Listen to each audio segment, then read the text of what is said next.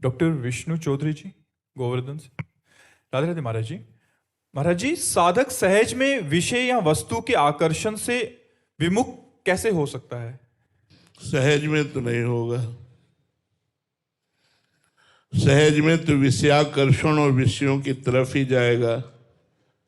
जैसे पानी को सहज में छोड़ो तो नीचे की तरफ ही जाएगा, ऐसे ही सहज में मन और 5 ज्ञानेंद्रियों की गति नीच विषयों की तरफ ही है।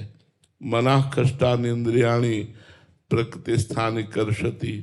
माया की तरफ ही 5 ज्ञानेंद्रियां शब्द स्पर्श रूप रस गंध भोगने के लिए मन के साथ जाती। सहज में तो इसकी ये गति है।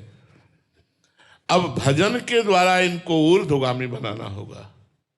सहज में नहीं हो सकती, सहज में नहीं। जब हम गुरु चरणों का आश्रय लेकर उनके द्वारा बताई हुई साधना करते हैं, शनै शनै धीरे धीरे मन को विषयों से हटाकर प्रभु में लगाते हैं और बहुत लंबे समय तक, दीर्घ काल तक ऐसा अभ्यास करते हैं, तब जाकर के मन वश में होता है।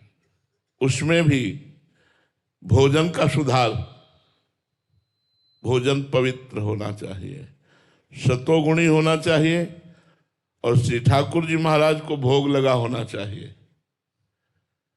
नेत्रों का सुधार, मोबाइल से गंदी बातें नहीं देखनी चाहिए, दृश्य गंदे नहीं देखने चाहिए। कानों का सुधार, भगवान की चर्चा सुननी चाहिए, दूसरे की निंदा नहीं सुननी चाहिए, चुगली नहीं सुननी चाहिए, गंदी बातें नहीं सुननी चाहिए। वाणी का सुधार, नाम जप करना चाहिए, नाम कीर्तन करना चाहिए, किसी की निंदा नहीं करनी चाहिए, प्रपंच की बातें नहीं करनी चाहिए। जब ये सुधार करते हुए, नाम जप करते हुए शनै शनै मन और इंद्रियों को प्रभु में लगाओगे तो दीर्घ काल के अभ्यास में ऐसा फल आएगा कि वो मन फिर चंचलता छोड़कर निष्पाप होकर भगवान में लग जाएगा। सहज में तो नहीं लगने वाला प्यारे, ये जीवन भर का अनुभव है। सहज में छोड़ो तो भोगों में ही जाता है। इसको जबरदस्ती भगवान में लगाना होता है, मेहनत करके लगाना होता है, प्रयास करके लगाना होता है। सहज में छोड़ो तो भोगों में जाता है, इसका सबको अनुभव है। छोड़ दो अभी भोग में चला जाएगा।